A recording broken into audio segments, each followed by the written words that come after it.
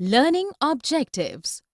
After studying this module, students will be able to understand the concept of depreciation, know about different terms related to depreciation, understand reasons behind charging depreciation, understand the need of depreciation, learn the methods of calculating depreciation, understand the factors that affect the amount of depreciation, do comparison between straight line and written-off methods, learn different ways to record depreciation, understand the concept of disposal of assets, understand the meaning of provisions and reserves, learn about types of reserves, understand the concept of secret reserve. Depreciation, matching expenses. As we know, matching principle of accounting says that whatever expenses are done in the accounting period, that should be adjusted within the same year so that the correct profit and loss and financial position of the business can be revealed. Depreciation, in case some expenses are done whose benefits the company is receiving over the years, then the amount of those expenses should also be spread over the years rather than charging the expense in that accounting period only when those expenses were done. Depreciation is one of those kinds of expenses. Let us discuss about depreciation in detail. What is depreciation? The depreciation can be defined as the reduction in the value of assets over the years because of use, time, wear and tear, etc. For example, a business bought a machine that is being used in the business for production process. The value of that machine reduces with usage. Let us take an example. A machine is bought for 1,50,000 rupees on 1st April 2006. The useful life of the machine is expected to be 5 years, which means that the machine can be used in the business for the next 5 years till 31st March 2011. Rupees 1,50,000 is a capital expenditure incurred in the year 2006. But this whole amount cannot be charged as revenue in the current accounting period. Rather than 1/5 of it would be charged against the revenue for year 2006. That is, it would be 30,000 rupees. Depreciation meaning and feature. Meaning of depreciation. Depreciation can be defined as permanent, over the period, and continuous reduction in the value of the assets at which it is bought. The Institute of Cost and Management Accounting, London, explained the term depreciation as diminution in intrinsic value of the assets due to use or lapse of time. According to Institute of Chartered Accountants of India, depreciation is a measure of wearing out, consumption or other loss of value of depreciable assets arising from use, effluxion of time, or obsolescence through technology and market change. Important things that we should take care while calculating a depreciable amount of assets. The depreciable assets should be used more than one accounting period, should have a useful life to a certain limit, should be used by the business, not for sale purpose. The expected life of an asset. Examples of depreciable assets are machines, buildings, plant and machinery, furniture, truck for transportation, etc. Features of depreciation. It is a reduction in the book value of fixed assets. It includes loss of value of the assets due to usage, time, or obsolescence. It is an ongoing process. It must be deducted from the profit as it is an expired cost. It is considered as an expense without cash.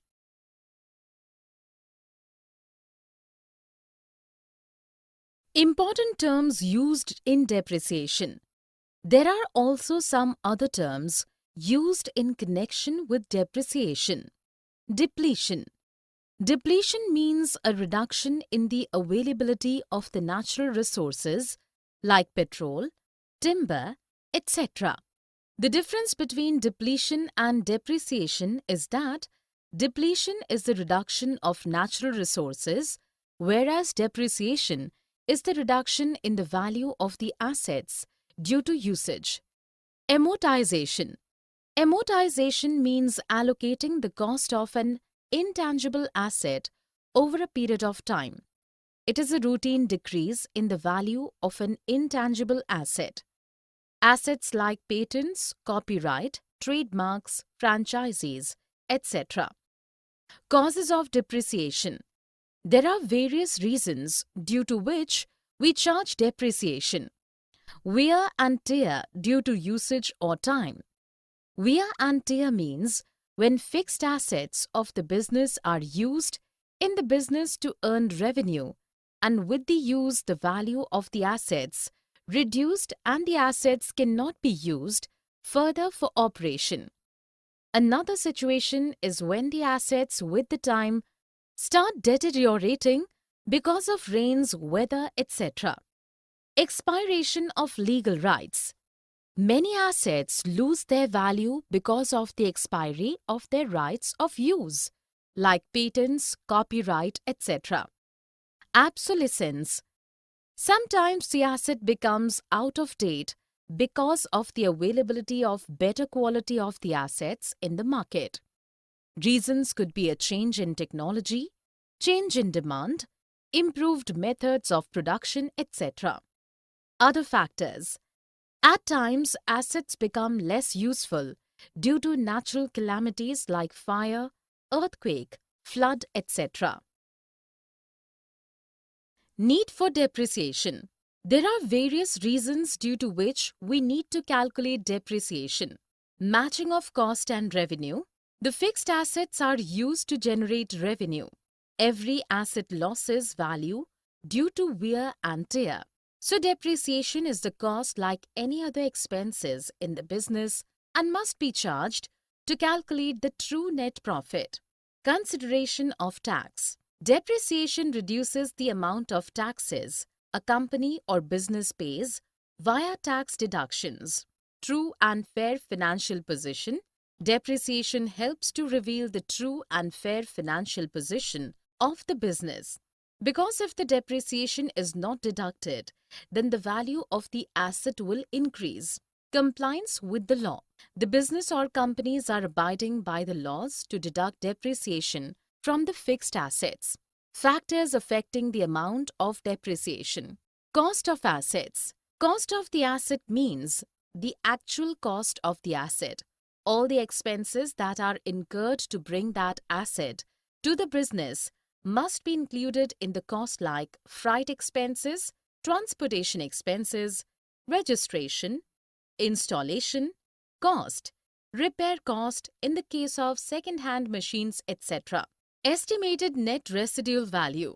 Residual or scrap value is the expected value that a business may get when the asset is sold or exchanged at the end of its estimated useful life.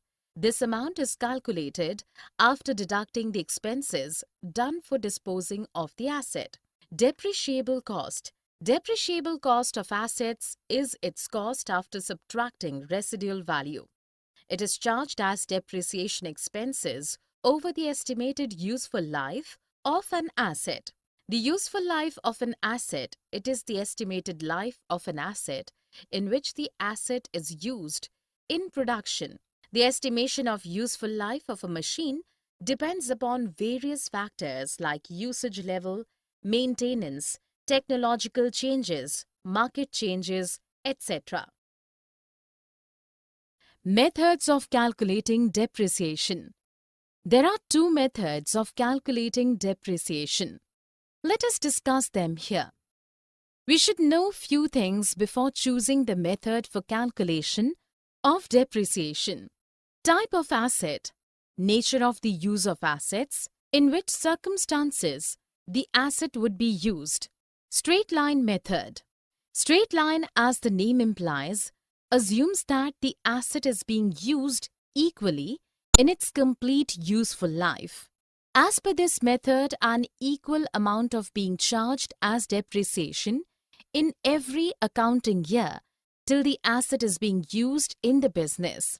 This method is also known as fixed percentage on original cost method, as the same percentage of depreciable cost is being written off year to year as depreciation. Formula to calculate depreciation under this method is Formula to calculate rate of depreciation is. Let us take an example. Suppose the original cost of the assets is 2 lakh and estimated life is 10 years. The residual value is estimated to 30,000. The depreciation would be calculated as rate of depreciation would be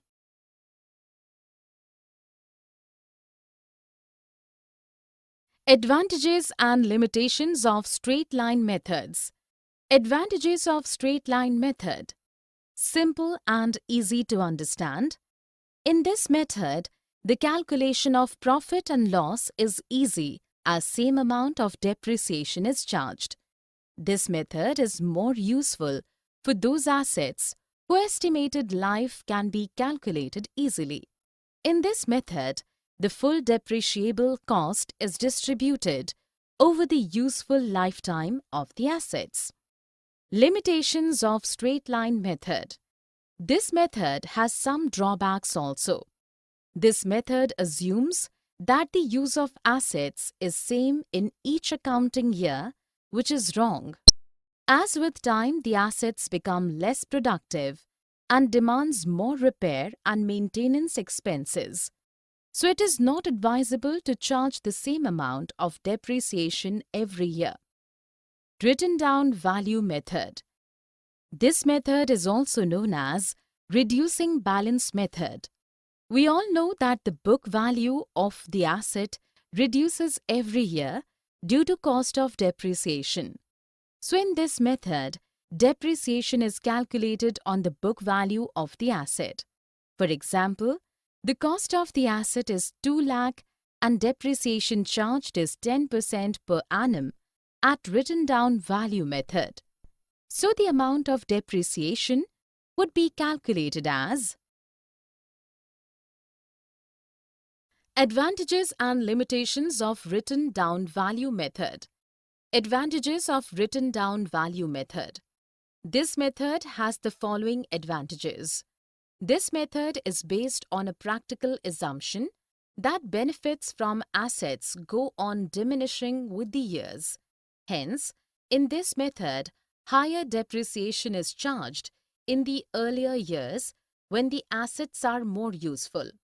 It gives equal burden on profit and loss account of depreciation and repair expenses taken together every year.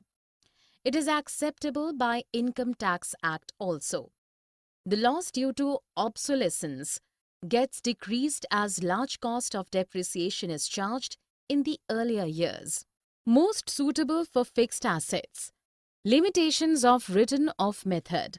This method has the following limitations. As in this method, the depreciation is calculated on the fixed percentage of written down value of the assets. So the cost of the depreciation cannot be written off completely. It is difficult to calculate a suitable rate of depreciation. Comparative analysis of straight line method and written off method. Let us discuss the points of difference between the straight line method and written off method. Basis of charging depreciation. In straight line method, the depreciation is charged on the original cost, whereas in written off method, the depreciation is charged on the net book value of the assets. Annual charge of depreciation. In written off method, the amount of depreciation is higher in earlier years, whereas in straight line method, the amount of depreciation remains fixed. Comparative analysis of depreciation methods. Total charge against profit and loss account. The total charge against profit and loss account in relation to depreciation and repairing cost increases later in straight-line method, whereas in written-down value method, depreciation charge reduces in later years. Recognition by income tax law.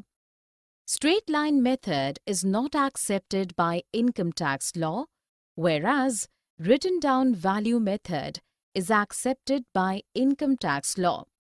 Suitability.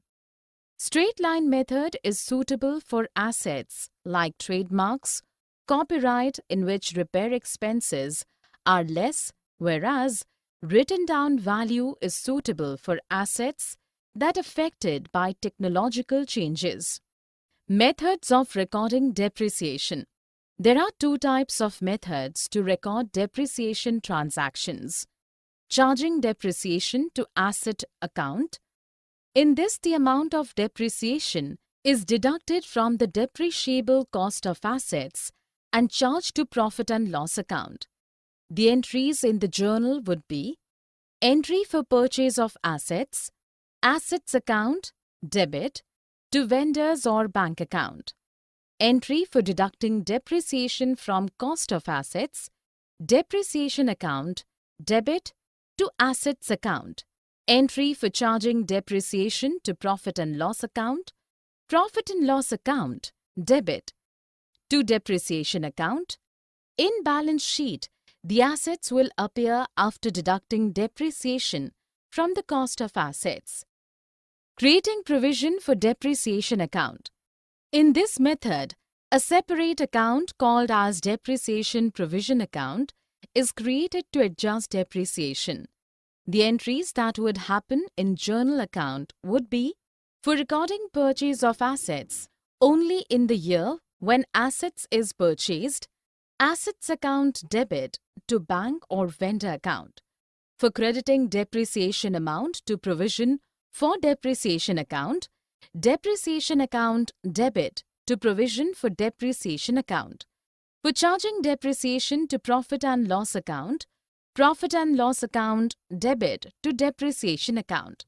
In the balance sheet, the fixed assets will appear at its original cost and provision for depreciation would be shown under liability side by deducted from the cost of assets.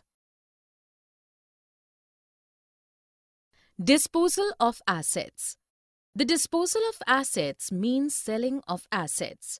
The disposal generally happens during the end of the useful life of an asset. At the time it happens during the useful life of an asset. If the asset is sold at the end of the useful life of an asset, in this case, the amount we get from the sale of the asset as scrap should be credited to assets account and the balance is transferred to profit and loss account. The journal entry for the same would be for sale of assets as scrap, bank account debit to asset account, entry for the balance of transfer to profit and loss account. If there is profit, asset account debit to profit and loss account, debit to asset account. If there is loss, profit and loss account debit to asset account. In case of provision for depreciation account has been created, then we will make the following entries before doing the following entries. Provision of depreciation account, debit to asset account. For example, PK Limited bought a vehicle for 3 lakh rupees. After 4 years, its salvage value is estimated of 30,000. Find the amount of depreciation to be charged each year on straight line method and show how vehicle amount will appear for 4 years, assuming it's sold for 40,000 at the end when A. Depreciation is charged to assets account, B. Provision of depreciation account is maintained. Use of assets disposal account. Assets disposal account. The purpose of the asset disposal account is given a clear and complete detail of all transactions involved in the sale of an asset under one head. This method is generally used when a part of the asset is sold by the business and provision for depreciation account exists. Under this method, a new account asset disposal account is prepared.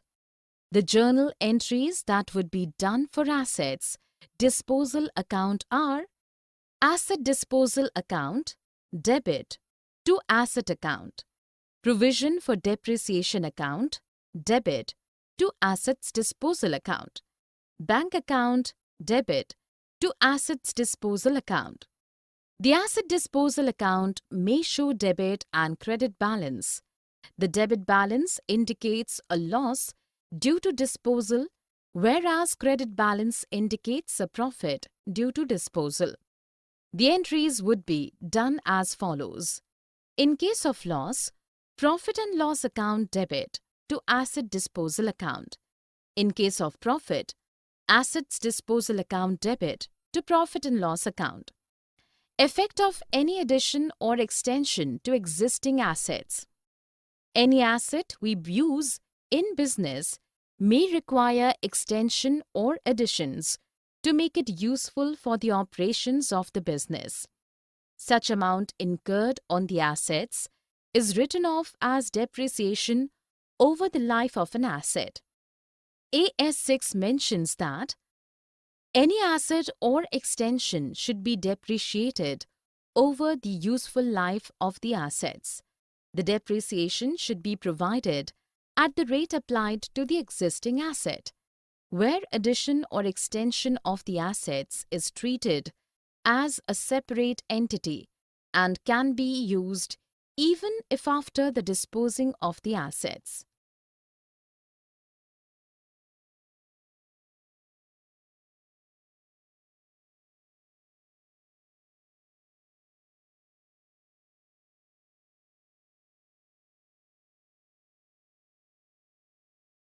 Provisions and reserves.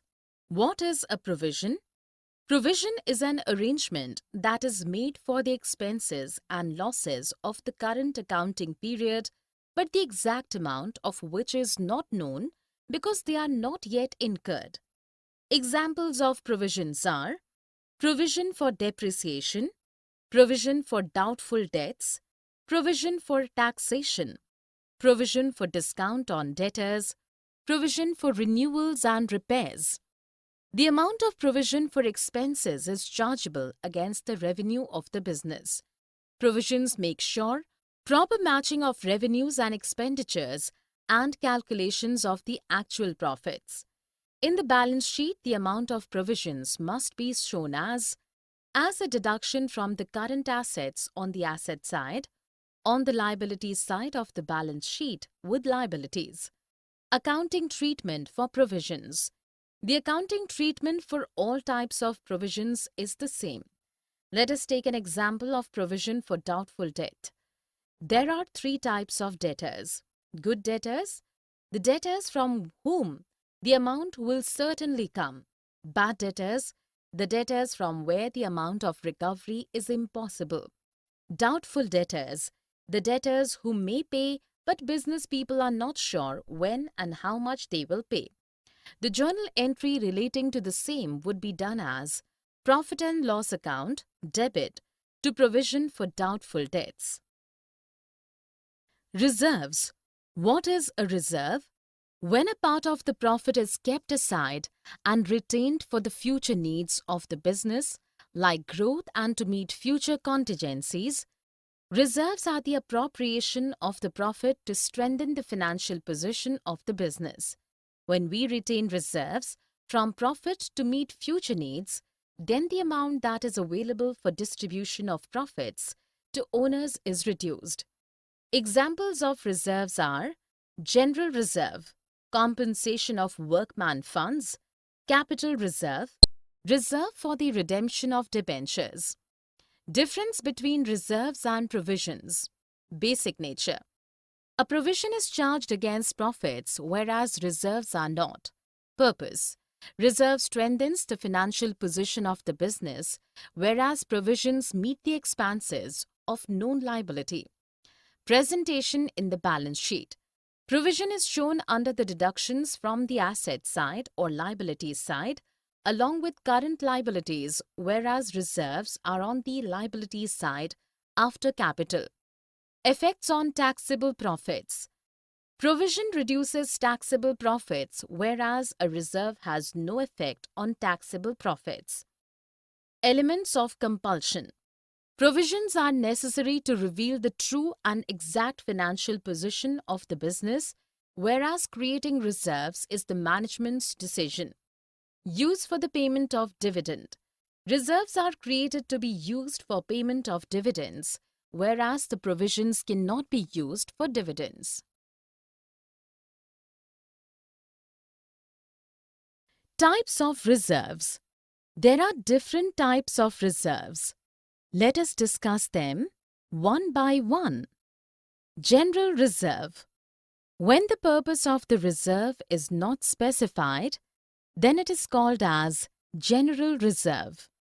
This reserve can be utilized freely by the business of its purpose. Specific reserve. This reserve is created to solve some specific purpose. Examples are dividend equalization reserve, workmen compensation funds, investment fluctuation funds, debentures redemption reserves. Revenue reserve.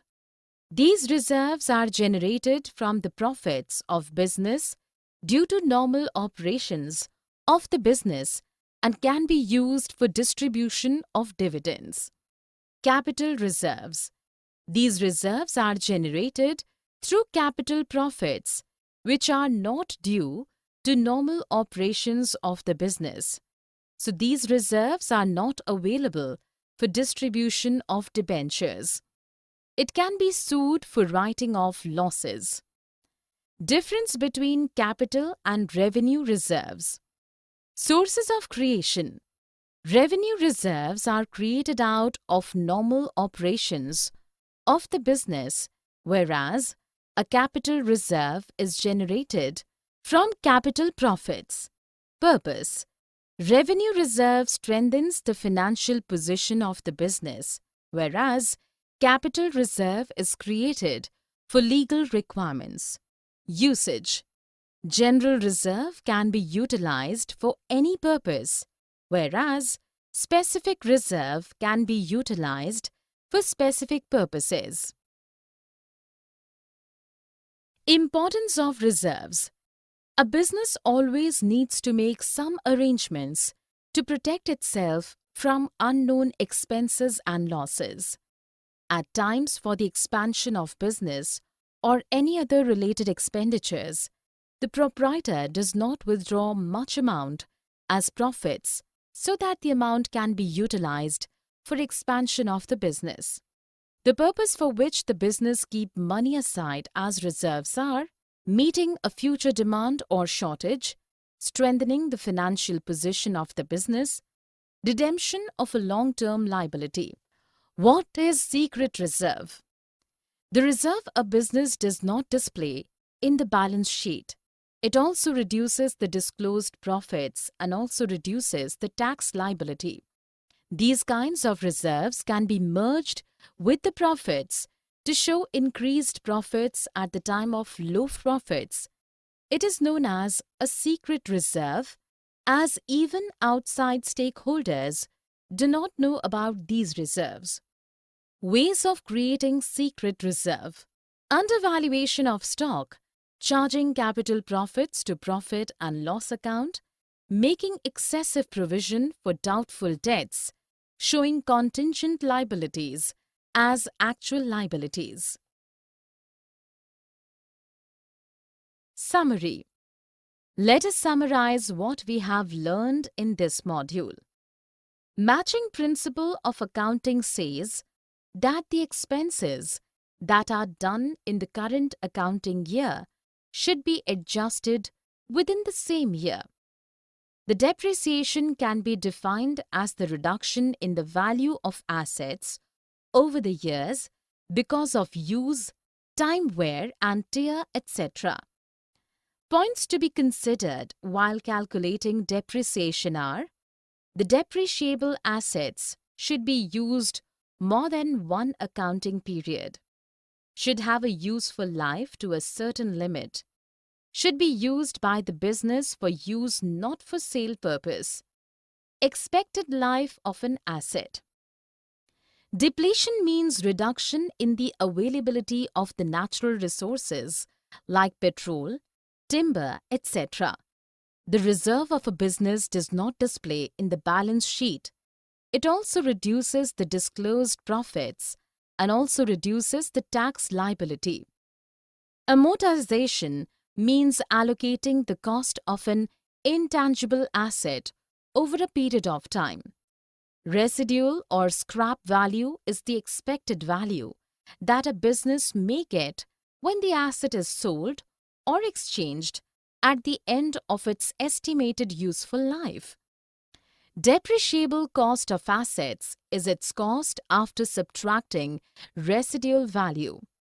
Straight line, as the name implies, assumes that the asset is being used equally in its complete useful life. In written down value method, depreciation is calculated on the book value of the asset. Provision is an arrangement that is made for the expenses or losses of the current accounting period. When a part of the profit is kept aside and retained for the future needs of the business like growth and to meet future contingencies are called as reserves. When the purpose of reserve is not specified, then it is called as general reserve.